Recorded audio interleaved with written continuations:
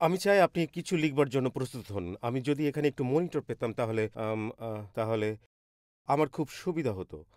এখানে আমি একটু প্রতিধ্বনি শুনছি। আমি ওদিকে শব্দ শুনছি কিন্তু এখানে শুনতে পারছি না। তাহলে আমার সুবিধা হতো। এদিক থেকে যদি একটু দিতে পারেন তবে আমি কৃতজ্ঞ থাকব। কিছু একটা পরিবর্তন হয়েছে তাই হয়তো শুনতে পাচ্ছি না। এটা বলার জন্য দুঃখিত চার্চ। আমি আসলে বলতে চাই সাউন্ড সিস্টেম নিয়ে যেটা খুব ভালো সবসময়। আমি শুধু এটা বলতে পারি আমাদের সাউন্ড সিস্টেমের লোকজন এবং প্রোডাকশন দলের প্রতি সবসময় আমি কৃতজ্ঞ। তারা দারুণ কাজ করে। এজন্য আমি কৃতজ্ঞ। চমৎকার বিষয় হলো আমাকে একথা খুব ঘন, ঘন বলতে হয় না। আমি জানি না হয়তো কিছু পরিবর্তন হয়েছে। আচ্ছা বাদ দেই। কিছু একটা নিন যাতে লিখতে পারেন এবং চলুন আজকের বিষয়টা নিয়ে প্রস্তুতি নেই। অলৌকিক ঘটনা তখনই ঘটে যখন মানবজাতির আর কোনো বিকল্প থাকে না। যখন আর কোনো বিকল্প থাকে না, আমি আবার বলছি অলৌকিক ঘটনা হলো আমাদের আমাদের জীবনে ঈশ্বরের হস্তক্ষেপ। এবং এটা খুবই গুরুত্বপূর্ণ যে যে আমি অত্যন্ত ভালোবাসি যা মহান খ্রিস্টীয় লেখক জি.কে. চেস্টারটন বলেছেন। তিনি বলেছেন, অলৌকিক অলৌকিক ঘটনার বিষয়ে সবচেয়ে অবিশ্বাস্য বিষয় হলো যে সেগুলো ঘটে। বন্ধুগণ, আপনারা এখানে একটি অলৌকিক ভবনে বসে আছেন। আমি শুধু আপনাদের জানিয়ে দিচ্ছি, আপনাদের মধ্যে কয়েকজন এখনো বিস্মিত যে এটা কি করে সম্ভব যে আমরা ৫১তম স্ট্রিট এবং ব্রডওয়েতে একটি থিয়েটারে বসে আছি। কারণ এটা একটি অলৌকিক ঘটনা। আমার পছন্দের এক নৈশ টক শো উপস্থাপক এটি বলেছেন। তিনি বলেছেন, নাস্তিকরা একটি বড়দিনের নাটক তৈরি করেছে এবং এর নাম দিয়েছে ৩৪তম স্ট্রিটে কাকতালীয় ঘটনা। কিন্তু আমরা আপনাদের জানাতে চাই যে আমরা অলৌকিক ঘটনায় বিশ্বাস করি এবং এটি হলো ৫১তম স্ট্রিট এবং ব্রডওয়েতে একটি অলৌকিক ঘটনা যা এখানে রয়েছে। বন্ধুগণ, কে কে কে কে ঈশ্বরের হস্তক্ষেপ ছাড়া এটা সংগঠিত করতে পারত? যে ব্রডওয়ের অন্যতম বৃহৎ একটি থিয়েটার থাকবে আর সেটি একটি গির্জায় রূপান্তরিত করা হবে একটি ব্রডওয়ে থিয়েটার। এবং আমি জানি যে তারা বিজ্ঞাপন দিতে শুরু করেছে যে ২০ বছর ধরে এই মন্দতা চলমান ছিল, কিন্তু এটা তাদের জন্য এটা খারাপ খবর এবং ঈশ্বরের রাজ্যের জন্য এটা ভালো খবর। টাইমস স্কয়ার চার্চ অফিসিয়ালি বিগত ৩৫ বছর ধরে ব্রডওয়েতে সবচেয়ে দীর্ঘ সময় ধরে চলতে থাকা কার্যক্রম। ঈশ্বরই বিজয়ী। এটাই অলৌকিক ঘটনা। অলৌকিক ঘটনা পৃথিবীকে দেখায় যে আমাদের ঊর্ধ্বে কিছু আছে এবং এমনকি আমাদের নিয়ন্ত্রণের ঊর্ধ্বেও। এটি নির্দেশ করে না বৃহৎ কোনো কিছুর দিকে, বরং বৃহত্তর কোনো ব্যক্তির দিকে। এটাই অলৌকিক ঘটনার কাজ। আপনি কেন বিশ্বাস করেন বা আমি কেন অলৌকিক ঘটনায় বিশ্বাস করি? এর কারণ যিশু, যিনি কখনো মিথ্যা বলেন না, এই কথাগুলো বলেছেন ঈশ্বরের সাথে সব কিছুই সম্ভব। হালেলুইয়া! কিন্তু আমরা আমরা সবসময় ভাবি আমাদের সমস্যাগুলোর প্রয়োজন একটি অলৌকিক চিহ্নের। কিন্তু আমি এটি ভিন্নভাবে উপস্থাপন করতে চাই। কিন্তু যদি আমাদের অলৌকিক চিহ্নগুলোর একটি প্রয়োজন হয়, যখন আমি আপনাদের সঙ্গে কথা বলতে চাই, যখন আপনি যে অলৌকিক চিহ্নটি প্রত্যক্ষ করেছেন সেটিরও একটি অলৌকিক চিহ্নের প্রয়োজন হয়। যখন এই সপ্তাহে আমার সুযোগ হয়েছিল পেরুর লিমা শহরে ২ দিন ধরে কথা বলার, আমরা পরিচর্যা কাজ করছিলাম ইভানজেলিক্যাল পালকদের সঙ্গে এবং তাদের উদ্দেশ্যে কথা বলা ছিল অত্যন্ত বিনম্রতার বিষয়। এবং বাস্তবে যা আরো নম্র করেছিল তা হলো অনেক পালক অ্যামাজন জঙ্গল পার হয়েছিলেন শুধুমাত্র সেখানে উপস্থিত থাকার জন্য। তারা জঙ্গলে রাত কাটিয়ে তারপর এই সম্মেলনে এসেছিলেন এবং পেরু জাতির মধ্যে আমাদের সঙ্গে ১,১০০ জন পালক যুক্ত হয়েছিলেন। এবং এই পুরুষ ও নারীরা ছিলেন ক্লান্ত এবং অবসন্ন। ঈশ্বর সেই দেশ পেরুতে বিশেষ কিছু করেছেন। সেখানে ৮,০০০ ইভানজেলিক্যাল পাস্টর আছেন সেই দেশে এবং সেখানে ঈশ্বরের জন্য একটি ক্ষুধা এবং অনুপ্রেরণা রয়েছে। কিন্তু তাদের অলৌকিক কাজের যা ঈশ্বর করছেন সেটার একটি নিদর্শন প্রয়োজন। যখন আমরা কিছু নেতার সঙ্গে কথা বললাম, তারা আমাদের এই কথাগুলো বললেন, প্রার্থনা করুন, কারণ ঈশ্বর যা করছেন তা অসাধারণ, কিন্তু আমাদের একটি অলৌকিক কাজ প্রয়োজন। তারা বললেন, কোভিডের সময় ৮,০০০ ইভানজেলিক্যাল পাস্টরের মধ্যে ১,০০০ জন মারা গেছেন কোভিডের কারণে। তারা বলেছিল, আমরা আমরা আমাদের সেই বিচ্ছিন্নতা থেকে বেরিয়ে এসে বুঝতে পারলাম আমরা জাতির মধ্যে আমাদের আধ্যাত্মিক নেতাদের ও বাহিনীর ১০% বেশি হারিয়ে ফেলেছি এবং এখন আমাদের অলৌকিক কাজেরও একটি নিদর্শন প্রয়োজন। আপনি এর দ্বারা কি বোঝাতে চান পাস্টর? কারণ এটা এমন একটি সময় যা নিয়ে আমি আজ আপনাদের সঙ্গে কথা বলতে চাই, যা ঈশ্বর আমার হৃদয়ে স্থাপন করেছেন, কেবল আমাদের গির্জার জন্য নয় বরং আমার নিজের জন্য। আমি মনে করি এটা আপনাদের জন্য কিছু একটা সংজ্ঞায়িত করবে এবং একটি বাইবেলীয় ভাষা দেবে যে কিভাবে বুঝবেন যে এর মানে কি যখন আপনাদের অলৌকিক কাজের নিদর্শন প্রয়োজন। দ্বিতীয় রাজাবলী অধ্যায় 4-এ আমরা একটি অলৌকিক কাজ দেখি এবং এবং এবং এর পরের কিছু পদেই আপনারা দেখতে পাবেন যে সেই অলৌকিক কাজেরও একটি অলৌকিক কাজ প্রয়োজন। এটা ইলিশা এবং সুনেমীয় স্ত্রীলোকের গল্প। তারা একটি দম্পতি, কিন্তু কিন্তু আমি বিশেষভাবে তার উপর জোর দিতে চাই। গল্পটি শুনুন। এটি দ্বিতীয় রাজাবলী 4 অধ্যায়ে 8 পদ থেকে শুরু। তারপর এমন একদিন আসলো যখন ইলিশা সুনেমে গেলেন। সেখানকার একজন ধনী স্ত্রীলোক তাকে খাওয়া দাওয়া করবার জন্য সাদাসিধি করছিলেন। পরে যতবার তিনি সেই পথ দিয়ে যেতেন ততবারই সেই বাড়িতে খাওয়া দাওয়া করবার জন্য থামতেন। স্ত্রীলোকটি তার স্বামীকে বললেন, এই যে লোকটি প্রায় আমাদের এখানে আসেন, আমি বুঝতে পেরেছি যে তিনি একজন পবিত্র লোক। চলো আমরা ছাদের উপরে একটি ছোট কামরা তৈরি করে তার মধ্যে তার জন্য একটি খাট ও বিছানা, একটি টেবিল, একটি চেয়ার ও একটা বাতিদান রাখি। তাহলে তিনি আমাদের কাছে আসলে ওখানে থাকতে পারবেন। আমাদের মধ্যে অনেকে যারা গির্জায় বড় হয়েছি তারা এই বাক্যাংশটি শুনেছি। একজন ভাওবাদীর কক্ষ, এটি এমন একটি কক্ষ যা ঈশ্বরের লোকদের জন্য নিবেদিত হতে পারে। আমি কয়েক মুহূর্তের মধ্যে এটা ব্যাখ্যা করব। কিন্তু পুরাতন ও নতুন নিয়মে যদি কোনো ভাওবাদী প্রতিমধ্যে থাকতো বা এমনকি একজন প্রচারক বা মিশনারি, যেমন আমি লিমায় গিয়েছিলাম, তারা গির্জার উপর নির্ভর করত তাদের থাকার জন্য, কারণ যে কোনো স্থানকে যদি আমরা হোটেল হিসেবে বর্ণনা করতাম তা খুবই বিপজ্জনক বলে মনে করা হতো। তাই তাদের দরকার ছিল। আমি আপনাদের এমন একটি শব্দের সাথে পরিচয় করাতে চাই যা গির্জায় খুব বেশি আলোচনা হয় না। আমি আপনাদেরকে বলতে চাই ঈশ্বরের লোকেদের আতিথেয়তা নিয়ে। এটি আমাদের জন্য খুব গুরুত্বপূর্ণ শব্দ, কারণ আতিথেয়তা শুধু নতুন নিয়মে বারবার উল্লেখ করা হয়নি। এটি বাইবেলে আমাদের দেওয়া একটি আদেশ যা আমরা ভুলে গেছি। আমি ব্যাখ্যা করছি, কারণ আমি বিশ্বাস করি আমাদের বাড়িগুলো অনেক সময় প্রতিবেশী, বন্ধু এবং আমাদের অ্যাপার্টমেন্ট ভবনের লোকদের খ্রিস্টের দিকে টানার প্রথম ধাপ হতে পারে। আমি অনেকবার শুনেছি মানুষ টাইম স্কয়ার চার্চে ঢুকে কিছু একটা ভিন্নতা অনুভব করে। তারা কাঁদতে শুরু করে যখন তারা তারা তারা আরাধনা শোনে। আমি বিশ্বাস করি তা আপনাদের বাড়িতেও ঘটতে পারে। আমি বিশ্বাস করি যদি আপনার একটি ধার্মিকতায় পূর্ণ ঘর থাকে যার জন্য আপনার প্রার্থনা ও পরিশ্রম করেছেন, ঈশ্বরের অনুগ্রহে আমি আপনাদের বলছি, মানুষ এখানে প্রবেশ করে খ্রিস্টের শান্তি অনুভব করতে পারে। তার ভিতরে এসে এমন কিছু অনুভব করতে পারে যা তাদের বাড়ি বা অ্যাপার্টমেন্টে নেই। আমি অত্যন্ত কৃতজ্ঞ বাইবেল কলেজে আমাদের পরিবারের জন্য পেনসিলভেনিয়ার সামিটে ডক্টর তেরেসা, যিনি আমাদের বাইবেল স্কুল পরিচালনা করেন, তিনি আতিথেয়তা প্রদর্শন করেন প্রতিটি ছুটির সময়। কারণ আমাদের অনেক আন্তর্জাতিক ছাত্রছাত্রী থাকে যারা ছুটিতে নিজেদের দেশে ফিরতে পারে না, আর সেখানে অনেক পরিবার আছে যারা তাদের গ্রহণ করে এবং আতিথেয়তা দেয় আমাদের বাইবেল কলেজের আন্তর্জাতিক ছাত্রদের প্রতি। সত্যি বলতে, যখন আমি পেরুতে ছিলাম, এক পাস্টর বলেছিলেন আমাদের মেয়েকে এক পরিবার গ্রহণ করেছিল যখন তার ছুটি চলছিল। আমি এক তরুণের সঙ্গে কথা বলছিলাম যিনি ইউক্রেন থেকে এসেছিলেন এবং তিনি বলেছিলেন, আমি ছুটির সময় সত্যি বাড়ি যেতে পারি না, কারণ আমি হয়তো আর ফিরে আসতে পারবো না, কারণ এমন সম্ভাবনা ছিল যে আমাকে যুদ্ধে অংশ নিতে হতে পারে। আর সে বলে, আমি আমার বছরগুলো এখানে সামিটে শেষ করতে চাই। এখন বন্ধুগণ, কিছু পদ মথি 25 বলে, যখন আমরা আতিথেয়তা প্রদর্শন করি আপনি তা যিশুর প্রতি করছেন। যিশু নিজেও তা বলেছেন। তৃতীয় যোহন এই বিষয়ে বলে এটি একটি অংশ এবং একটি সুসমাচার প্রচারের উপায়। প্রথম তিমথিও 3 একটি আদেশ যা সকল নেতাদের জন্য। এটি এমন একটি গুণ যা সকল নেতার মধ্যে থাকতে হবে যে তারা আতিথেয়। পেরি 2 বলে এটি ছিল প্রথম চার্চের মূল সূত্র, সেই প্রাথমিক চার্চ সম্প্রদায়ের এবং অন্যতম পছন্দের একটি পদ। রোমিও 12 অধ্যায় 3 বলে আপনাদের উচিত আতিথেয়তার অনুশীলন করা। বন্ধুগণ, এটি এত গুরুত্বপূর্ণ কারণ মনোযোগ দিন, আতিথেয়তা একটি পরিচর্যা যার সাথে একটি আত্মিক বিষয় যুক্ত আছে।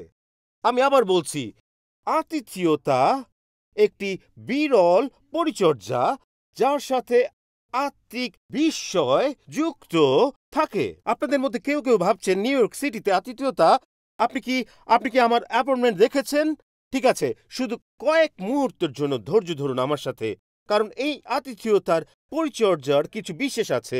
এটা শুনুন, শুনুন ভালো করে। ইব্রিয় 23 অধ্যায় 2 পদে লেখা আছে, অতিথিদের আদর যত্ন করতে ভুলো না।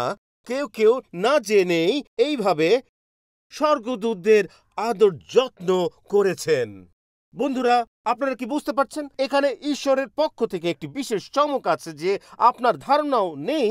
সেই অতিপ্রাকৃত সম্ভাবনা নিয়ে যখন আপনি আপনার রুটিনে ব্যাঘাত ঘটান বা আপনার সময়সূচিতে বিঘ্ন তৈরি করেও অন্যদের আপনার ঘরে নিয়ে আসেন। সুনেমের সেই দম্পতি ঠিক এই কাজটাই করেছিলেন যখন তারা সেই যেটা তৈরি ছিল না তাই ইলিশায়ের জন্য সেই ভাওবাদীর কক্ষ তৈরি করে। তারা পরিকল্পনা করেছিলেন ভাওবাদীকে সাহায্য করার জন্য এবং বলেছিল আমরা একটি বিশেষ ঘর তৈরি করব, কিন্তু তারা জানতো না তাদের আতিথেয়তার সঙ্গে কি জড়িত ছিল। এখন আমি একটি ভিন্ন কথা শেয়ার করতে চাই। আমার মা বাবার ছিল আতিথেয়তার তালন্ত। আমি দেখেছি যে এ নিয়ে সেই অলৌকিক চমকগুলো। টিন চ্যালেঞ্জের শুরুর বছরগুলোতে ডেভিড উইলকারসন টাইম স্কোয়ার চার্চের প্রতিষ্ঠাতা, যিনি আমার মা বাবার একজন চমৎকার বন্ধু, বাবা মা তাদের আতিথেয়তার উপহারের সাথে তার টিন চ্যালেঞ্জ শুরুর দর্শন যুক্ত করেছিলেন ব্রুকলিনে। এবং ডেভিড উইলকারসন সম্ভাব্য অনুদান দাতা ও যেসব লোক টিন চ্যালেঞ্জে অংশীদার হতে যাচ্ছিল তিনি তাদের নিয়ে আসতেন এবং আমার মা সেই অসাধারণ খাবার রান্না করতেন। এবং যখন তারা তাদের নিয়ে আসতেন তারা আতিথেয়তা দেখাতেন আর ভাই ডেভ তাদের সাথে কথা বলতে শুরু করতেন যে সেই সময়ে নিউ ইয়র্ক সিটিতে মাদকাসক্তদের উদ্ধার করার মানে কি। আর তিনি জানতেন না যে সেই রাতের খাবার টেবিলের সেই ডিনারগুলো একসময় সারা বিশ্বে 1000 কেন্দ্র তৈরির দিকে নিয়ে যাবে।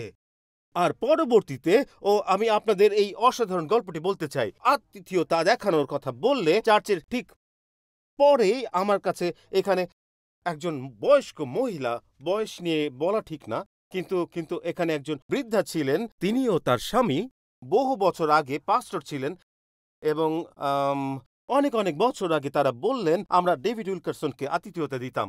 যখন তিনি ফ্লোরিডায় আসতেন প্রচার করতে, আমরা আমাদের ঘর ডেভিডের জন্য খুলে দিতাম এবং তিনি সবসময় আমাদের ঘরে একজন পুলিশ অফিসার নিয়ে আসতেন। আমি বললাম, উনি তো ছিলেন আমার বাবা যাকে আপনি আতিথেয়তা দিয়েছিলেন। আসলে কয়েক দশক আগে এই মহিলা ডেভিড উইলকারসন এবং আমার বাবাকে আতিথেয়তা দিয়েছিলেন যখন তারা সারা পৃথিবীতে টিন চ্যালেঞ্জ নিয়ে কথা বলছিলেন।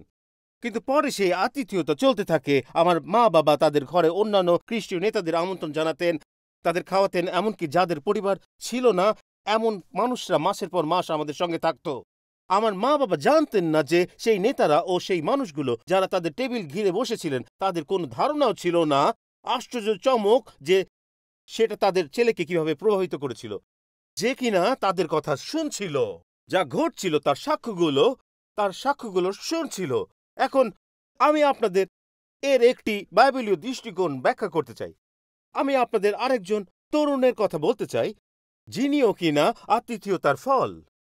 প্রেরিত পুস্তকে একটি গল্প আছে, 12 অধ্যায়ে পিতর নামে একজন প্রেরিতের গল্প আছে যিনি জেলে আবদ্ধ ছিলেন এবং ঈশ্বর এক স্বর্গদূতের মাধ্যমে অলৌকিকভাবে তাকে মুক্ত করেন। আমি শুধু গল্পটি সংক্ষিপ্তভাবে বলি এবং তারপর আতিথেয়তার অংশে আসব। পিতর একটি জেলের কক্ষে ঘুমাচ্ছিলেন। পরের দিন তার মৃত্যু হওয়ার কথা ছিল। হেরোদ তাকে হত্যা করতে যাচ্ছিলেন এবং এক স্বর্গদূত আসেন এবং তাকে ঘুম থেকে জাগিয়ে তোলেন।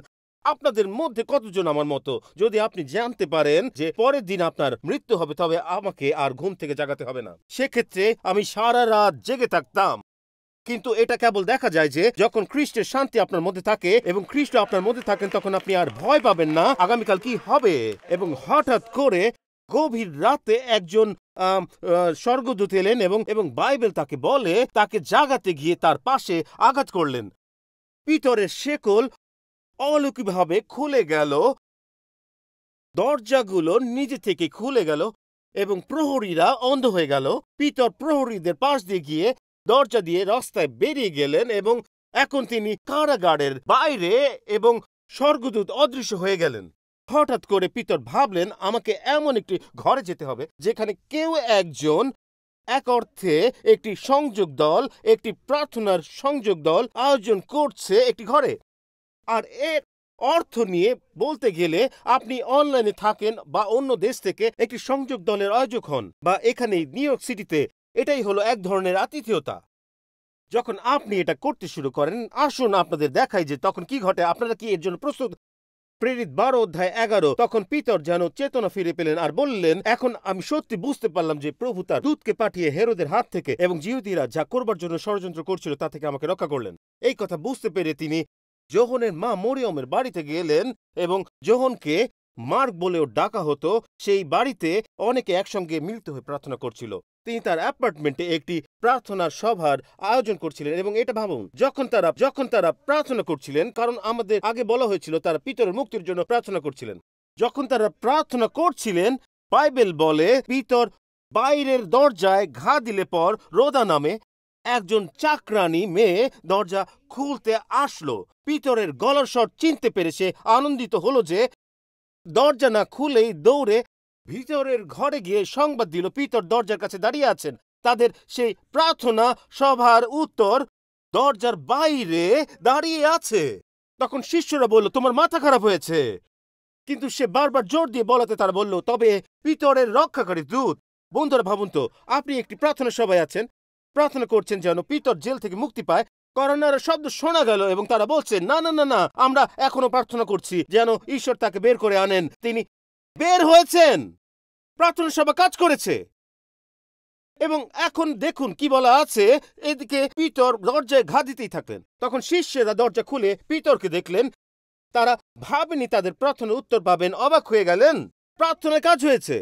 পিতর তাদের চুপ করাবার জন্য হাত দিয়ে ইশারা করলেন এবং জেলখানা থেকে প্রভু তাকে কিভাবে বের করে এনেছেন তা জানালেন। পিতর তার গল্প বললেন। কিন্তু আমার প্রশ্ন হলো, পিতর কারাগার থেকে অলৌকিকভাবে মুক্তি পাওয়ার পর কার বাড়িতে গিয়েছিলেন? কারণ এখানে একটি অংশ আছে যা আমি চাই না আপনারা মিস করুন। বাইবেল বলে এটি ছিল মরিয়মের ঘর। মনোযোগ দিন। তিনি ছিলেন যোহনের মা, যাকে মার্কও বলা হতো। যোহন মার্ক, যেখানে অনেকে একত্র হয়েছিলেন এবং প্রার্থনা করছিলেন। সুতরাং এই প্রার্থনা সভায় মরিয়মের পুত্র জন মার্ক উপস্থিত ছিলেন এবং এই তরুণটি পিতরের গল্প শুনছিলেন, যিনি বলছিলেন, আমি কারাগারে ছিলাম, মৃত্যুদণ্ডপ্রাপ্ত ছিলাম, স্বর্গদূত আমাকে মুক্ত করলেন, শিকল খুলে গেল, দরজাগুলো আপনি খুলে গেল, প্রহরীদের পাশ দিয়ে হেঁটে গেলাম, তারা দেখতে পেল না, রাস্তায় এসে দাঁড়ালাম, আর এখন এখানে এই সবই ঈশ্বরের শক্তি ছাড়া কিছু না। এটা সম্পূর্ণ একটি অলৌকিক ঘটনা। যোহন মার্ক এটা শুনছে। কিন্তু আপনারা কি প্রস্তুত? 6 বছর আগে কে জানতো যে যোহন মার্কের জীবনে 6 বছর পরে কি ঘটতে চলেছে? 6 বছর পর পরবর্তী অধ্যায়ে আপনারা দেখতে পাবেন যে পৌল নির্বাচিত হন প্রথম প্রচার কাজে যাওয়ার জন্য। এবং আপনারা প্রস্তুত? সেখানে শুধু পৌল আর বার্নবা ছিলেন না। এখানে দেখুন অধ্যায় 13, পবিত্র আত্মা এইভাবে বার্নবা ও শৌলকে পাঠালে পর সেই দুজন সিলুকিয়াতে গেলেন। পরে সেখান থেকে তারা জাহাজে করে সাইপ্রাস দ্বীপে গেলেন। সালামিতে পৌঁছে তারা জিহুদীদের সমাজ ঘরে ঈশ্বরের বাক্য প্রচার করলেন। তখন সাহায্যকারী হিসেবে যোহন মার্ক যাদের সঙ্গে ছিলেন। আমি বিশ্বাস করি এই ছেলে 6 বছর আগে বলেছিল, 1 মিনিট দাঁড়াও, ঈশ্বর অলৌকিক কাজ করতে পারেন, ঈশ্বর কিছু বিশেষ কাজ করছেন। আমার মতে সেই ছেলেটি হয়তো তখনই পরিচর্যা কাজের আহ্বান পেয়েছিল, যখন সে দেখেছিল ঈশ্বর কি করতে পারেন সেই মুহূর্তে। কে জানতো একজন মা হিসেবে শুধুমাত্র তার অ্যাপার্টমেন্টে একটি প্রার্থনা সভার আয়োজনের মাধ্যমে তার নিজের ছেলে ব্যবহৃত হবে প্রেরিত পুস্তকের প্রথম প্রচার ভ্রমণে। কে জানে সেই রাতটি সেই তরুণের জীবনে কি করেছিল, যখন সে তার দরজার সামনে একটি অলৌকিক ঘটনা দেখেছিল।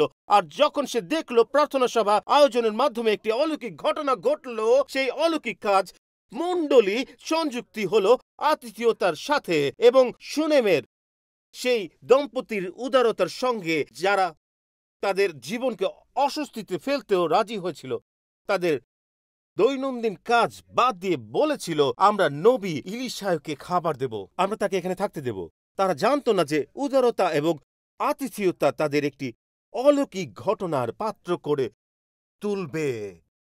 আরেক অর্থে ইলিশাই তাদের জন্য একজন স্বর্গদূত হয়ে উঠবেন। আসুন পড়ে শোনাই সেই অলৌকিক ঘটনা, একটি চমৎকার ঘটনা যা ঘটেছিল। আসুন পড়ে শোনাই ২য় রাজাবলী অধ্যায় ৪-এ। সেখানে লেখা আছে, তিনি তার চাকর গেহসীকে বললেন, তুমি ওই সুনিয়মী স্ত্রীলোককে ডাকো।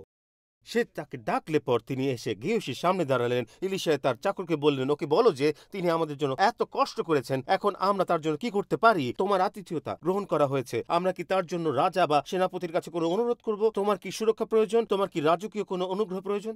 উত্তরে স্ত্রীলোকটি বললেন, আমি তো আমার নিজের লোকদের মধ্যে ভালোই আছি। ইলিশা বললেন, তবে তার জন্য কি করা যাবে? গেহসী বলল, তার কোনো ছেলে নেই, আর তার স্বামীও বুড়ো হয়ে গেছেন। পরে ইলিশাও বললেন, তাকে ডাকো।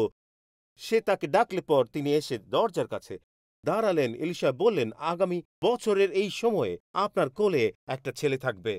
স্ত্রীলোকটি বললেন, না হে আমার প্রভু, হে ঈশ্বরের লোক, আপনার দাসীকে মিথ্যা আশ্বাস দেবেন না।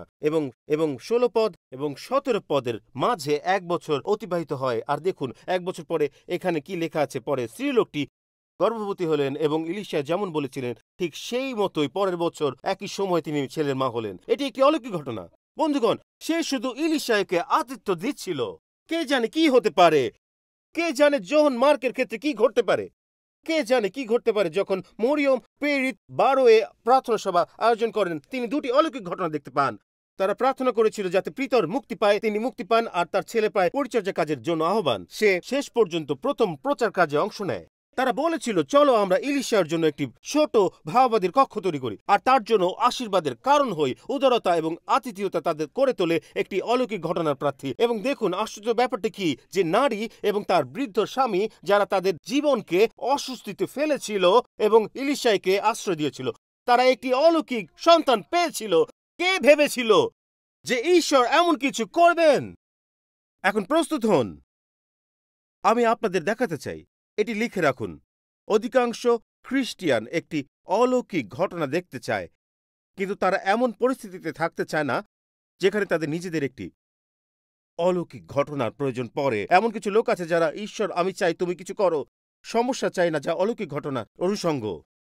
তারপর অলৌকিক শিশুর সঙ্গে কিছু ঘটে এবং তার এখন একটি বড় অলৌকিক ঘটনার প্রয়োজন হবে। তাদের অলৌকিক ঘটনারই এখন একটি অলৌকিক ঘটনার প্রয়োজন। আর ব্যাপার হলো, আমি এটা আর কোনোভাবে বলতে পারি না। তার তার তার অলৌকিক পুত্র মারা যায়, সে মারা যায়। দেখুন, গর্ভধারণ একটি বিষয়, পুনরুত্থান তার চেয়ে বড় বিষয়। ঈশ্বর কি কাজ করতে পারেন কিনা তা দেখতে এই দম্পতির বার্ধক্যে সন্তান হওয়া একটি অলৌকিক ঘটনা। কিন্তু একটি মৃত শিশু, এটা এটা অসম্ভব মনে হয়। তাহলে গল্পটি শুনুন। ২য় রাজাবলী অধ্যায় ৪। যখন শিশুটি বড় হলো, অনেকে বলেন এটি অন্তত ১০ বছর পরের ঘটনা। ১০ বছর পরের। যখন শিশুটি বড় হয়েছিল, একদিন সে তার পিতার কাছে গেল, জমির শ্রমিকদের কাছে। সে তার বাবাকে মাঠে সাহায্য করছিল এবং সে তার বাবার কাছে গিয়ে বলল, আমার মাথা। আর বাবা একজন চাকরকে বললেন, ওটা আমাকে সবসময় হাসায়, ওকে তুলে ওর মায়ের কাছে নিয়ে যাও। যে কোনো ভালো বাবার মতো সে বলল, আমি জানি না কি করব, মায়ের কাছে যাও, আমি জানি না কি করব। এবং গল্পের দুঃখজনক অংশ হলো, পিতার কোনো ধারণাই ছিল না যে কি ঘটতে চলেছে। সেই চাকর তাকে তুলে নিয়ে তার মায়ের কাছে দিলে পর সে দুপুর পর্যন্ত মায়ের কোলে বসে রইল এবং তারপর সে মারা গেল। অলৌকিক শিশু মারা গেল। অলৌকিক কার্য এক অর্থে মৃত। লোকেরা, ১০ বছর আপনার কাছে এই শিশুটি রয়েছে। ১০ বছর ধরে আপনি এই অলৌকিক ঘটনা দেখছেন। অন্তত ১০ বছর হয়েছে এই ছেলে আপনার সঙ্গে আছে এবং পরিবার আনন্দিত। আমি আপনাকে এখন একটি প্রশ্ন করতে চাই, কারণ আমি চাই আপনি ভাবুন, এরকম কি কখনো আমার সঙ্গে হয়েছে যেখানে আমার অলৌকিক ঘটনারই একটি অলৌকিক ঘটনার প্রয়োজন, যে আমি দেখেছি ঈশ্বর একটি পরিস্থিতি হস্তক্ষেপ করেছেন এবং হঠাৎ করে সেই অলৌকিক পরিস্থিতিতে অথবা খারাপ দিকে মোড় নিচ্ছে। আমাকে ব্যাখ্যা করতে দিন। ধরা যাক একটি বিবাহ, যাতে আপনি বিশ্বাস করতেন যে আপনি অনেক দিন ধরে একা ছিলেন এবং আপনি প্রার্থনা করেছেন এবং প্রার্থনা করেছেন এবং আপনি বলেছেন, দেখো ঈশ্বর ব্যবস্থা করেছেন এবং আমরা বিয়ে করছি এবং হঠাৎ করে সেই অলৌকিক ঘটনারই এখন একটি অলৌকিক ঘটনার প্রয়োজন, কারণ সেই দাম্পত্যে কিছু একটা ঘটেছে এবং এখন তা একটি সূক্ষ্ম সুতো ঝুলে আছে। কিছু ভুল হয়েছে, হয়তো সেখানে ব্যভিচার রয়েছে, হয়তো পাপ রয়েছে, কিছু একটা ঘটেছে এবং এখন সেই বিবাহ যেটিকে আপনি ভাবছিলেন একটি অলৌকিক ঘটনা, তারই অলৌকিক ঘটনার প্রয়োজন। অনেকে যারা এখানে বসে আছেন, যেমন ছাত্রছাত্রীরা, যাদের অনেকের কাছে কোনো একটা বিশ্ববিদ্যালয়ে ভর্তি হওয়াটা ছিল এক অলৌকিক ঘটনা, যখন আপনি সেই ইমেলটি খুলেছিলেন এবং সেখানে লেখা ছিল তোমাকে গ্রহণ করা হয়েছে এবং হয়তো এটাও লেখা ছিল তোমার জন্য একটি স্কলারশিপ আছে। আর এখন হঠাৎ করেই যখন তুমি সেই কার্যক্রমের মধ্য দিয়ে যাচ্ছ, তুমি বুঝতে পারছো যে তুমি ক্লাসে রেজিস্ট্রেশন করতে পারবে না যতক্ষণ না তোমার ব্যালেন্স শূন্য হয়, কারণ স্কলারশিপের টাকা শেষ হয়ে গেছে এবং তুমি ভাবছো এই স্কুলে ঢোকার জন্য সেটা ছিল আমার অলৌকিক ঘটনা, এখন সেটারই প্রয়োজন একটি অলৌকিক ঘটনার। এখন যদি আমি এই বিলটি না দিই তাহলে আমি ফিরে যেতে পারবো না, আমি রেজিস্টার করতে পারবো না, গ্র্যাজুয়েট হতে পারবো না। অথবা সেই চাকরিটা যেটা আপনি জানতেন ঈশ্বর আপনাকে দিয়েছেন, যতক্ষণ না তারা একজন নতুন সুপারভাইজার নিয়োগ করলো, আর তারপর হঠাৎ করে আপনি ভাবছেন এটা তো একটা অলৌকিক ঘটনা, কিন্তু এখন আমাকে তার অধীনে কাজ করতে হবে, অথবা একজন নতুন সিইও, এবং হঠাৎ করেই সেই অলৌকিক চাকরিটা হয়ে গেছে এক ভয়ঙ্কর অভিজ্ঞতা। প্রতিদিন যখন আপনি ট্রেনে ওঠেন বা কাজে যান বা যাতায়াত করেন, আপনি ভাবছেন, আগে আমি ভাবতাম যে ধন্যবাদ ঈশ্বর, এখন আমি ভাবছি ও কেন এটা আমার সঙ্গে হচ্ছে। সেই অলৌকিক ঘটনা প্রয়োজন। অথবা সেই অলৌকিক ঘটনার কথা ধরুন, যেখানে আপনি প্রার্থনা করেছিলেন এবং সেই ক্যান্সার সম্পূর্ণ ভালো হয়ে গিয়েছিল, কিন্তু তারপর হঠাৎ করে আপনি আবিষ্কার করলেন, যখন আপনি 6 মাস পর পর বা বছরে একবার চেক করেন, সেটা হয়তো আবার ফিরে এসেছে। এখন সেই অলৌকিক ঘটনারই প্রয়োজন, একটি অলৌকিক ঘটনা।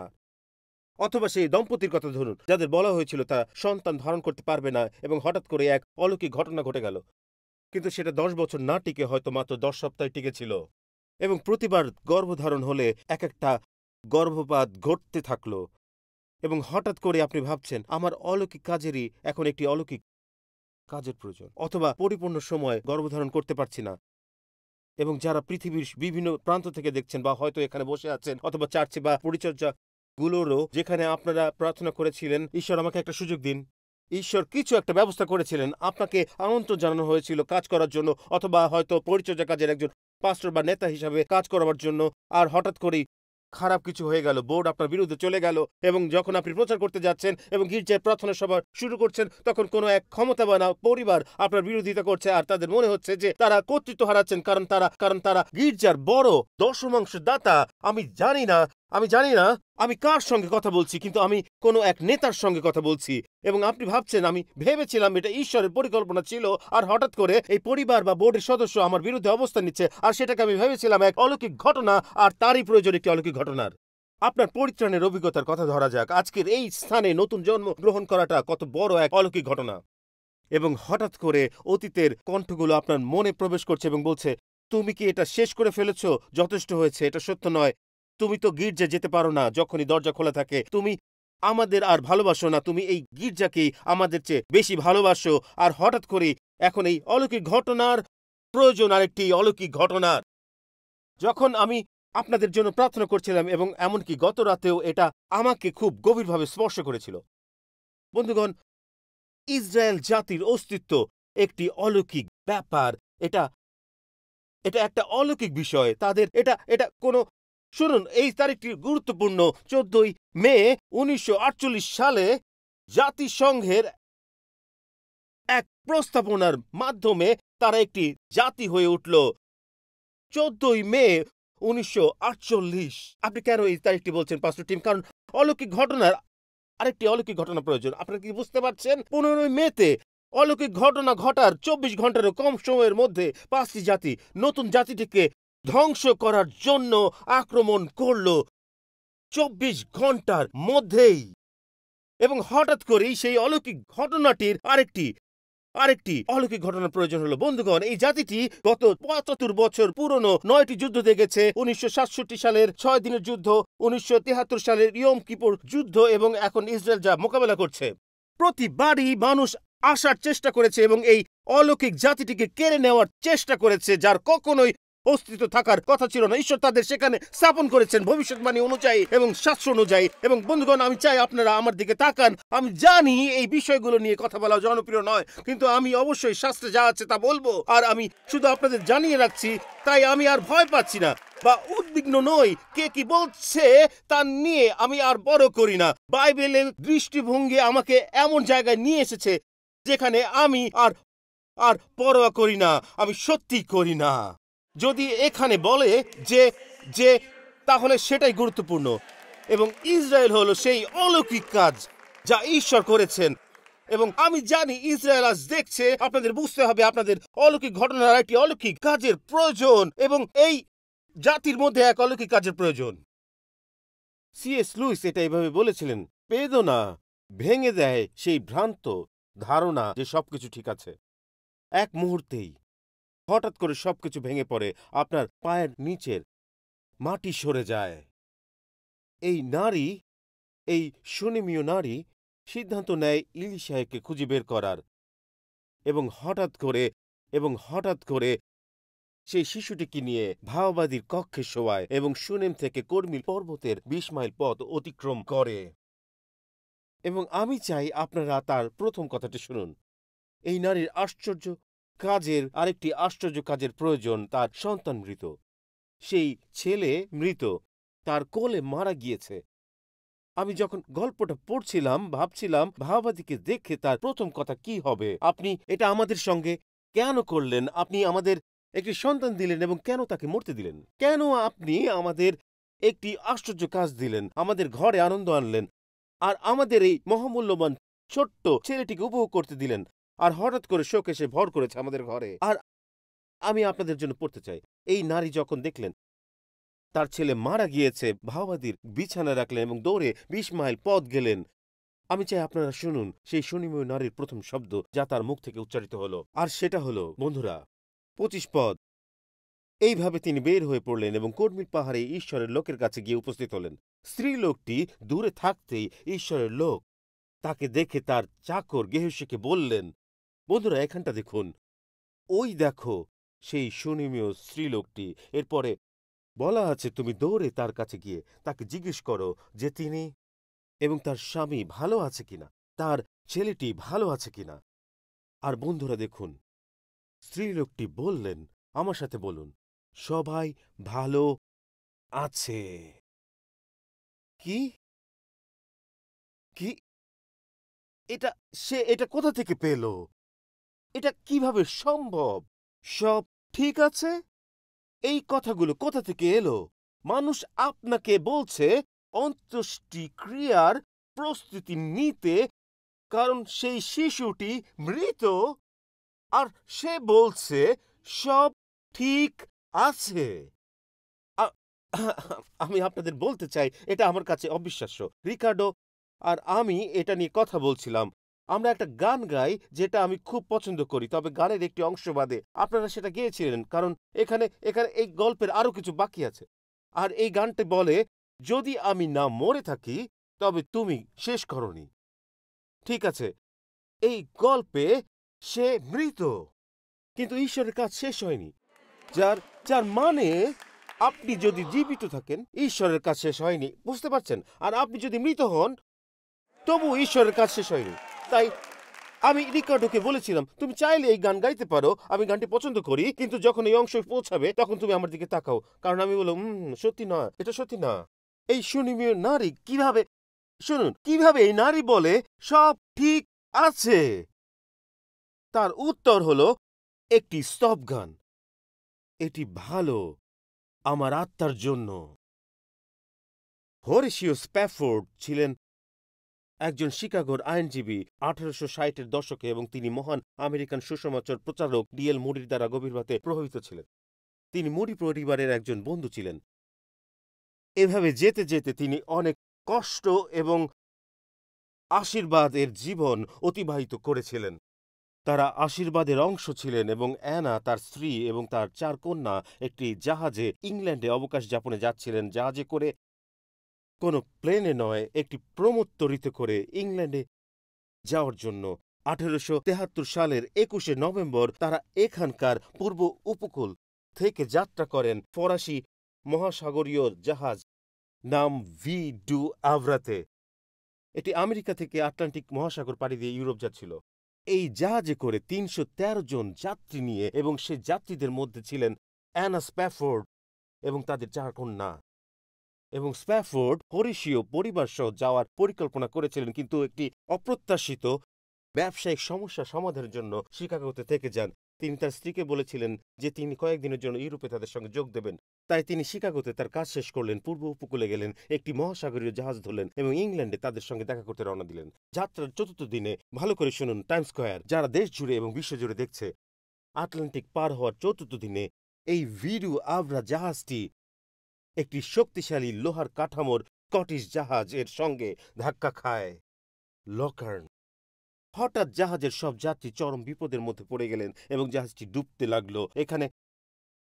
এখানে এমন একটা অংশ আছে যা আমাকে নাড়া দিয়েছে একজন ৪ সন্তানের পিতা হিসাবে। জানা যায় যে অ্যানা, হরিশীয়র স্ত্রী, তাড়াহুড়ো করে তার ৪ সন্তানকে ডেকে নিয়ে এলেন যখন জাহাজটি ডুবছিল। তিনি সেখানে হাঁটু গেড়ে বসেন অ্যানি, মার্গারেট লি, বেসি এবং টেনেটার সঙ্গে।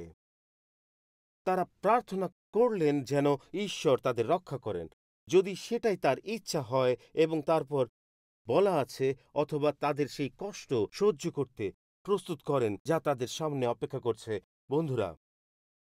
বন্ধুরা, আমার মনে হলো এই নারী কেমন ধরনের নারী? তিনি এটা কিভাবে বলেন? তিনি কিভাবে এমন প্রার্থনা করেন? এটা মনে হয় সেই ৩ হিব্রু সন্তানের মতো যারা বলেছিল আমরা নত হব না এবং ঈশ্বর আমাদের উদ্ধার করবেন, কিন্তু যদি তিনি নাও করেন আমরা তবুও নত হব না। যখন তিনি ৪ কন্যাকে নিয়ে জাহাজে ডেকেছিলেন, প্রায় ১২ মিনিটের মধ্যেই ভিডু আভরে আটলান্টিকের সেই অন্ধকার পানির নিচে চলে গেল। ৩১৩ জন যাত্রীর মধ্যে ২২৬ জন, যার মধ্যে প্যাফোর্ডের ৪ সন্তানও ছিল, পানিতে ডুবে মারা যান। একজন নাবিক একটি ছোট নৌকায় করে সেই জায়গার উপর দিয়ে যাচ্ছিলেন যেখানে জাহাজটি ডুবে গিয়েছিল, এবং একটি ধ্বংসাবশেষের টুকরোর উপর ভেসে থাকা একজন নারীকে দেখতে পান, এবং সে ছিল অ্যানা স্প্যাফোর্ড। তিনি তখনও জীবিত ছিলেন, আর তার কন্যারা, আমি কল্পনা করতে পারি না যে তিনি হয়তো নিজের চোখের সামনে তার ৪ কন্যাকে ডুবে যেতে দেখেছেন কিনা। তারা তাকে একটি নৌকায় তুলে নেয়, একটি অন্য জাহাজে যেটি উদ্ধার অভিযানে সাহায্য করার জন্য যাচ্ছিল, এবং সে তার স্বামী হরিশীয়কে টেলিগ্রাফ করতে পারেনি ৯ দিন পর্যন্ত। ৯ দিন পরে কার্ডিফ, ওয়েলসে সে তার স্বামীকে একটা বার্তা লিখেছিল, যেটা শুরু হয়েছিল এইভাবে: শুধু আমি রক্ষা পেয়েছি, এখন আমি কি করব? স্প্যাফোর্ড পরে সেই টেলিগ্রামটি ফ্রেম করিয়েছিল এবং তার অফিসে রেখেছিলেন। শুধু আমি রক্ষা পেয়েছি, এখন আমি কি করব? অনেকে জানে না যে এই ভ্রমণের কিছু মাস আগেই তাদের ছোট ছেলেও মারা গিয়েছিল শিশুকালেই, এবং এখন স্প্যাফোর্ড নিঃসন্তান। ৫টি সন্তান চলে গেছে, ৫টি সন্তানই চলে গেছে। স্প্যাফোর্ড টেলিগ্রাফের পরে পরবর্তী জাহাজে টিকিট কাটেন এবং তার শোকগ্রস্ত স্ত্রীর সাথে যোগ দিতে যাত্রা করেন। জাহাজ যখন ৪ দিনের যাত্রা সম্পন্ন করছিল কার্ডিফ, ওয়েলসের দিকে, তখন ক্যাপ্টেন প্যাফোর্ডকে তার কেবিনে ডাকেন এবং বলেন যে তারা সেই স্থানের উপর রয়েছে যেখানে তার সন্তানরা জলে প্রাণ হারিয়েছিল। এখন বন্ধুরা, পরবর্তী যা ঘটে তা সেই শোনিমীয় মুহূর্তের চেয়ে কম কিছু নয়। সেখানে সেই নারী, যখন তাকে জিজ্ঞেস করা হয় তোমার স্বামী কি ভালো আছে, তুমি কি ভালো আছো, তোমার সন্তান কি ভালো আছে, এবং তার উত্তর হয় ভালো আছে। হরিশীয় স্প্যাফোর্ড ক্যাপ্টেনের ডেক ছেড়ে নিচে আসে, রেলিংয়ে ভর দিয়ে সাগরের দিকে তাকিয়ে থাকে এবং চিন্তা করছে সেখানে সে তার ৪ কন্যাকে হারিয়েছে, এবং স্প্যাফোর্ডের আত্মার গভীর থেকে শব্দগুলি প্রবাহিত হতে শুরু করে, যেমন করে সে এই বিস্ময়কর বাক্যগুলো লিখেছিল যা আজও গাওয়া হয় যখন শান্তি আমার পথে নদীর মতো আসে। শান্তি যখনই নদীর ন্যায় আসে। এটাই স্প্যাফোর্ড। দুঃখ যখন ঢেউয়ের ন্যায় আসে, তারপর সে এই কথা বলে, মোর ভাগ্য যাই হোক, আমায় বলতে শিখিয়েছ। সে কি বলে? মঙ্গলের মঙ্গলের মোর জন্যে। কোরাস এইভাবেই যায়, মঙ্গলের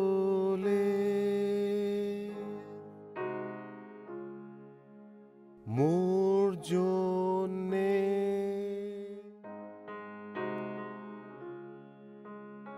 মঙ্গলের মঙ্গলের মোর জন্যে। কিভাবে কিভাবে কেউ এটা লিখতে পারে? কিভাবে সেই সুনিমীয় নারী, যেভাবে সেই আত্মার উপস্থিতিতে আপনি আপনাকে নাড়া দেয়। বন্ধুরা, আমি কেবল এই প্রথম লাইনটি নিয়েই ভাবছিলাম এবং এটি বলছে, তুমি আমাকে শিখিয়েছ বলতে মঙ্গলের মোর জন্যে।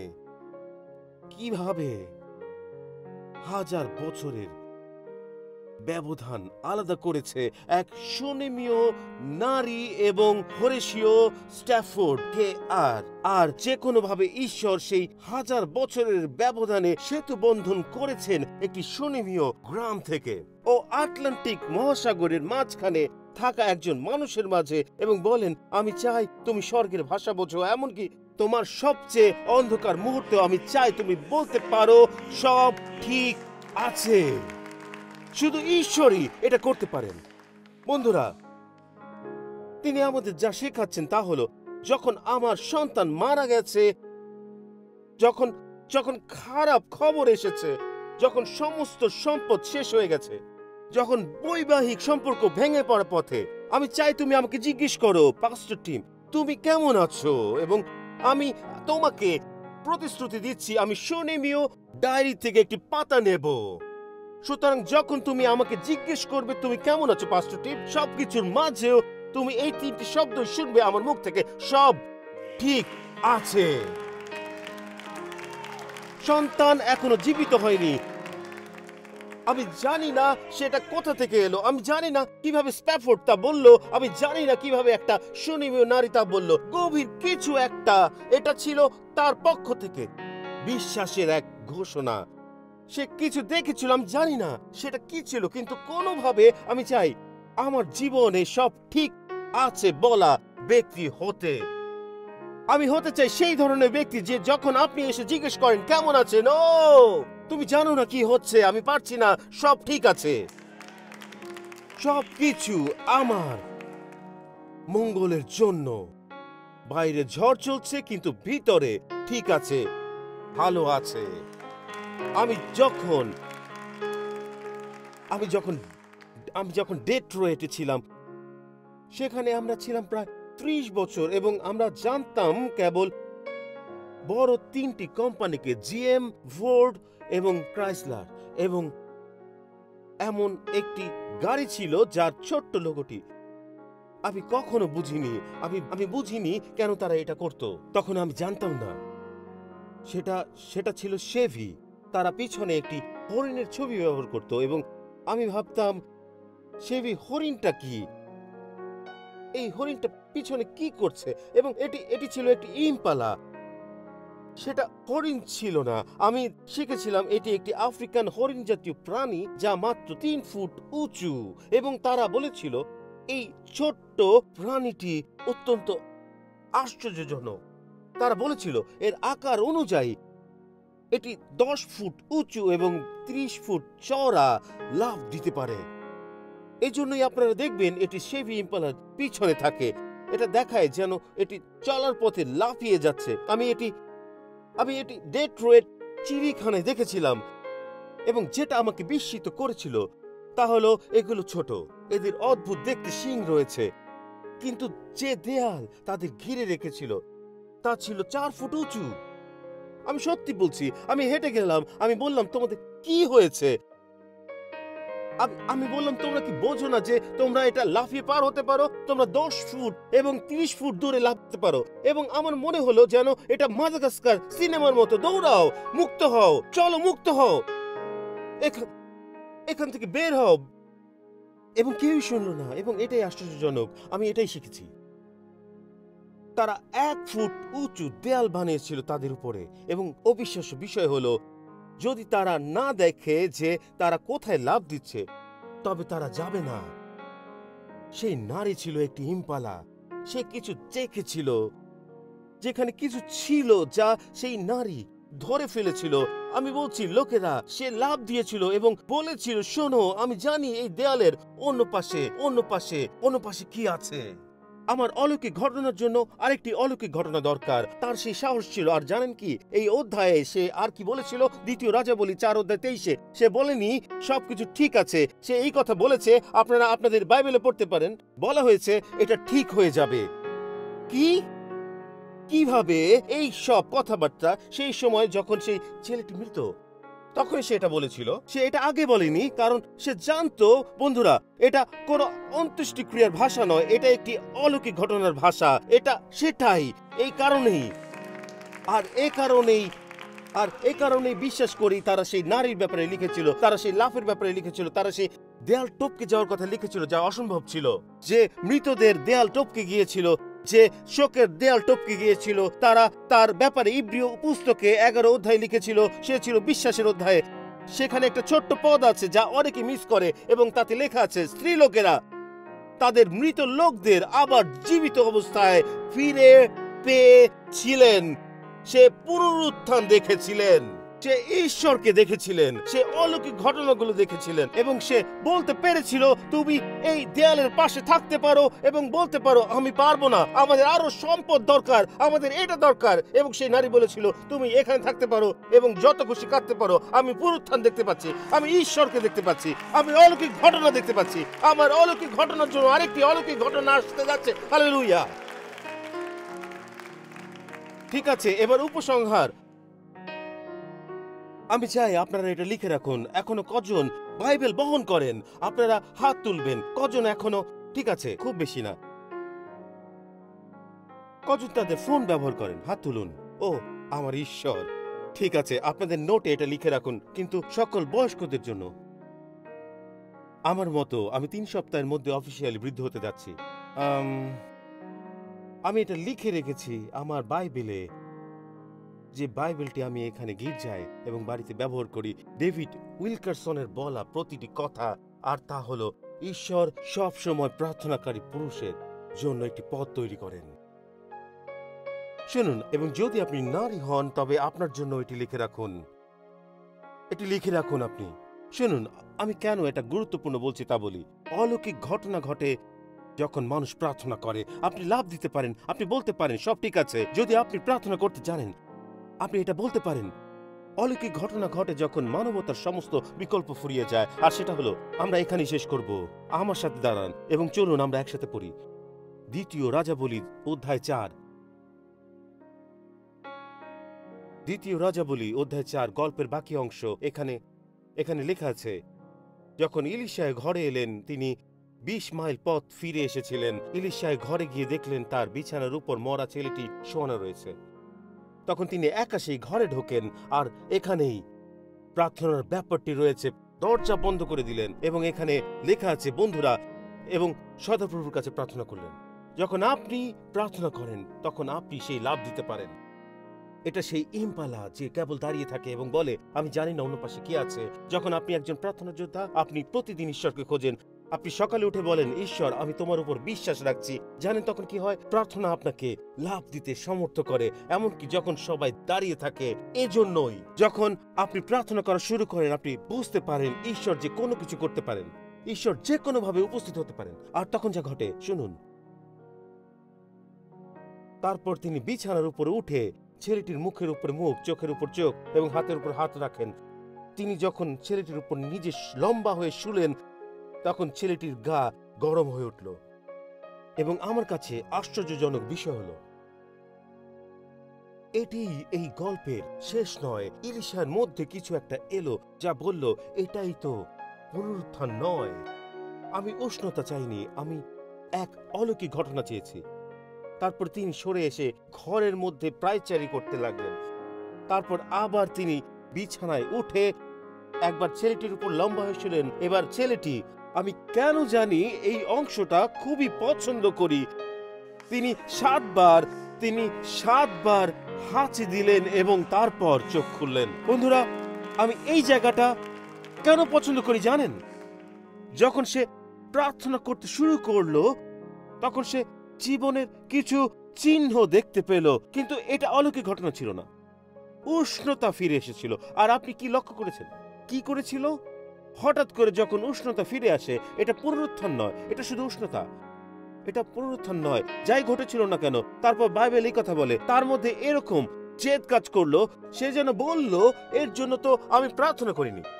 আর বাইবেল বলে সে হাঁটাহাঁটি করতে লাগলো ঘরের এদিক ওদিক। এটা একরকম জেদি ও যুদ্ধরত মনোভাব।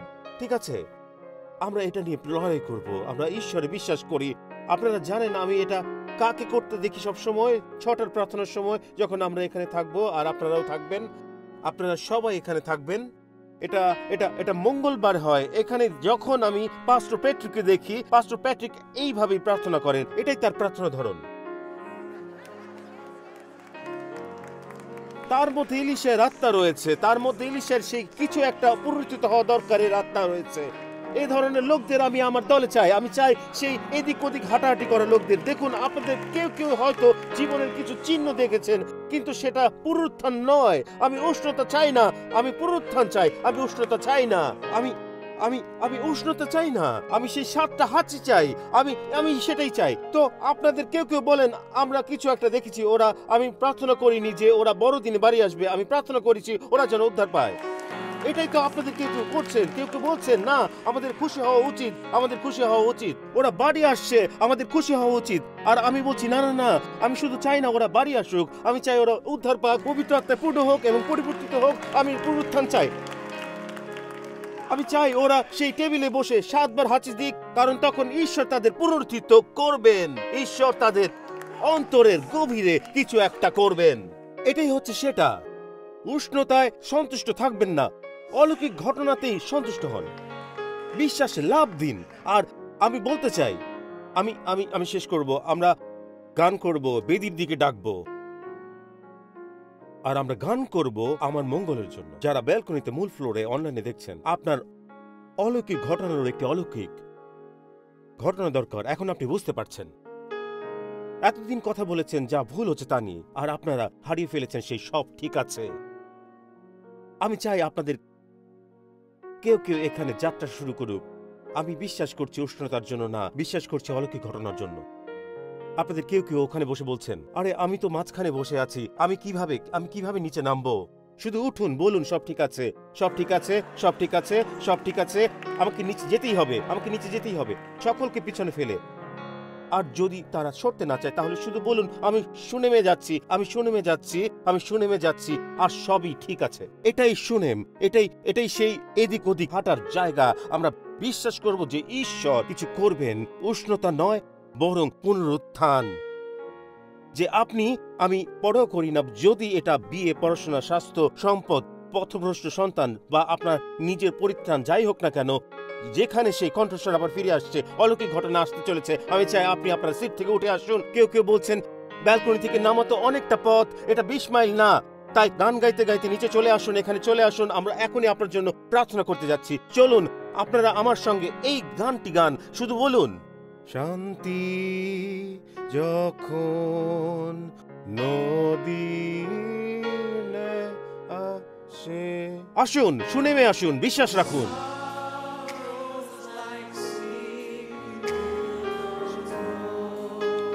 আমার ভাগ্য যাই হোক, হালেলুয়া, মোর ভাগ্য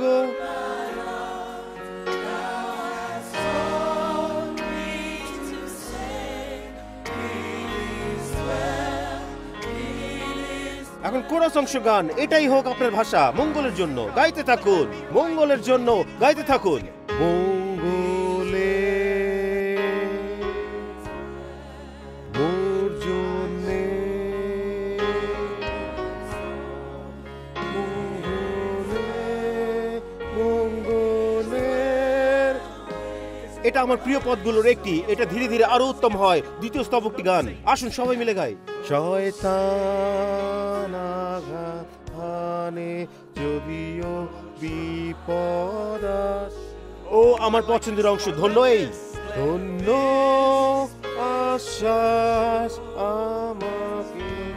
ও এই অংশটি আমাকে আনন্দিত করে। খ্রিস্ট আমার দিকে দৃষ্টি দিয়েছেন।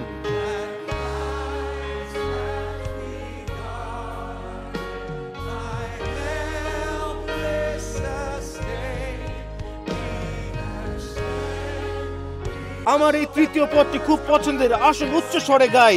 আমার পাপ ও এই মহিমায় চিন্তায় কি অপার আনন্দ। এখন জোরে গান। মোর পাপ মহিমাময় চিন্তায় কি আনন্দ। আসুন আপনাদের হাত তুলুন ও গান। মোর পাপ আংশিক নয় সম্পূর্ণ। হালেলুয়া। ক্রুশে ক্রুশে বিদ্ধ হলেন।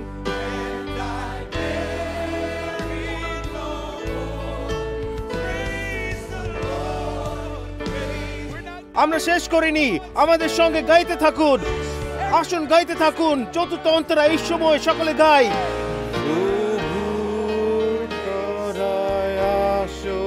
যেদিন বিশ্বাস দেখবো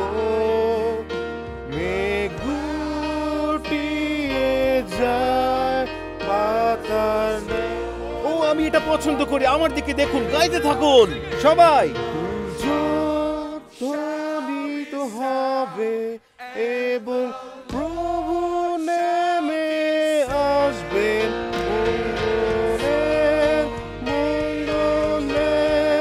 মোর জন্যে আসুন হাত উঠিয়ে দিন।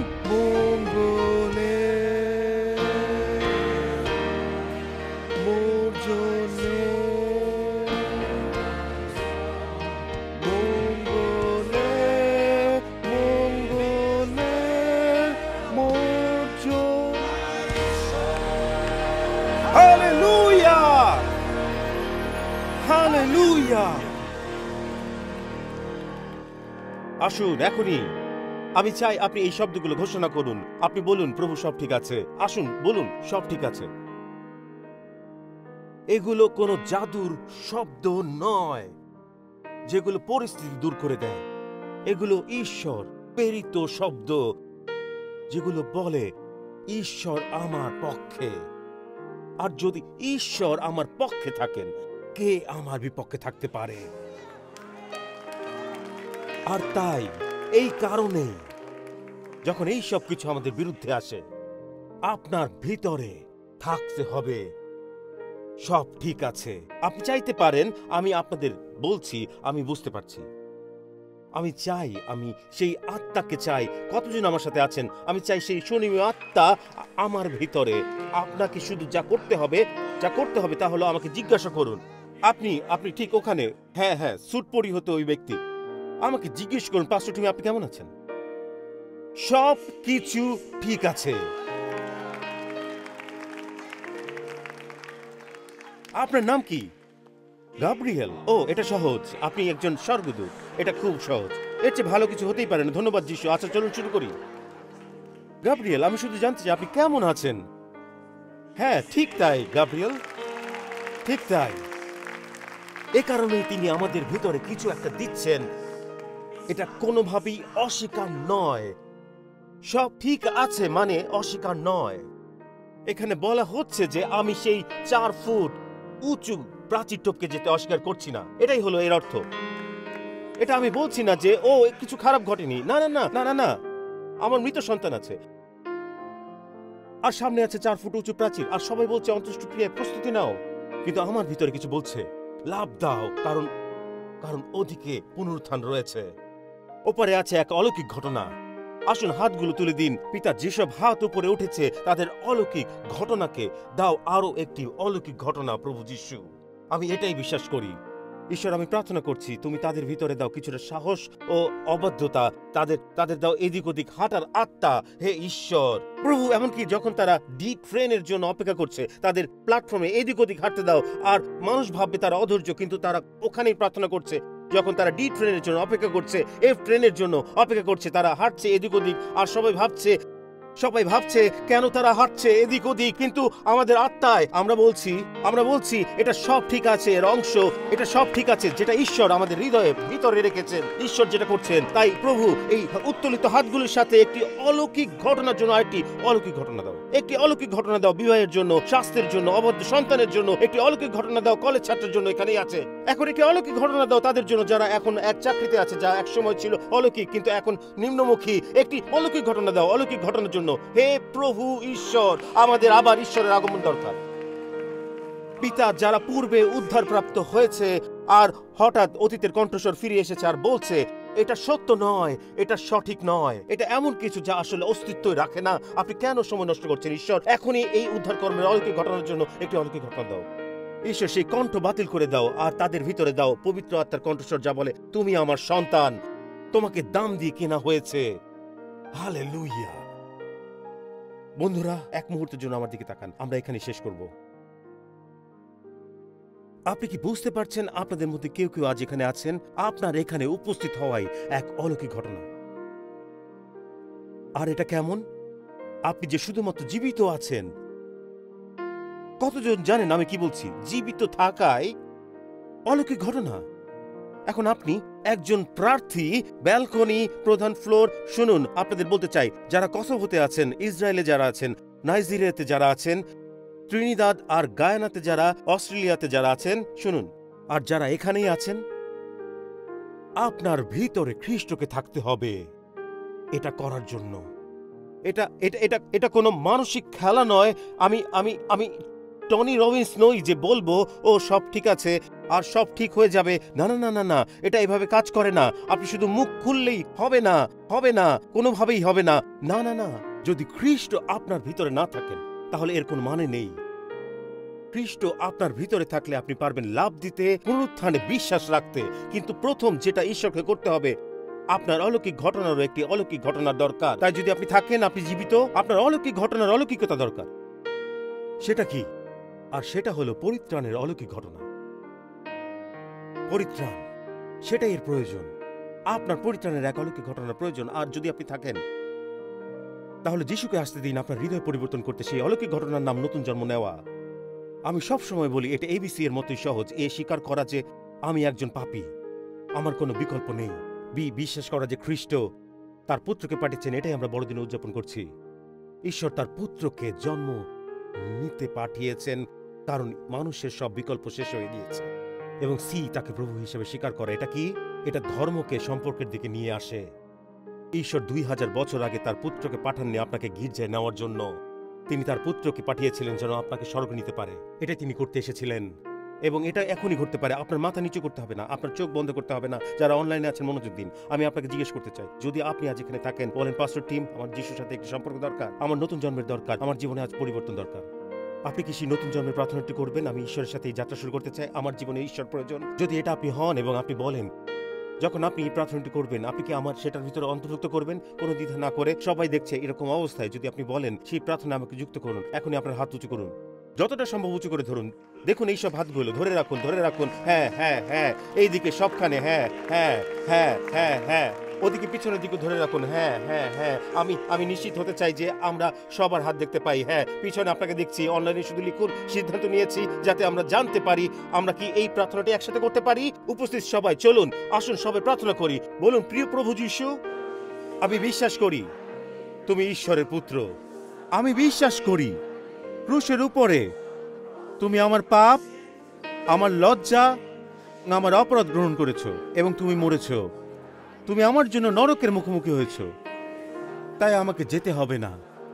মৃতদের থেকে উঠেছ, আমাকে স্বর্গে একটি স্থান, পৃথিবীতে একটি উদ্দেশ্য এবং পিতার সাথে একটি সম্পর্ক দিতে। আজ প্রভু যীশু, আমার পাপ থেকে মন ফিরিয়েছি আবার জন্মগ্রহণ করতে। আসুন আমার সাথে এখন জোরে বলুন, ঈশ্বর আমার পিতা, যীশু আমার ত্রাণকর্তা, পবিত্র আত্মা আমার সহায়, বাইবেল আমার ঈশ্বর এবং স্বর্গ আমার ঘর। আরেকটু কিছু যুক্ত করতে চাই। এবং সব ঠিক আছে যিশুর নামে। এবং সবাই বলুন আমেন, আমেন, আমেন এবং আমেন।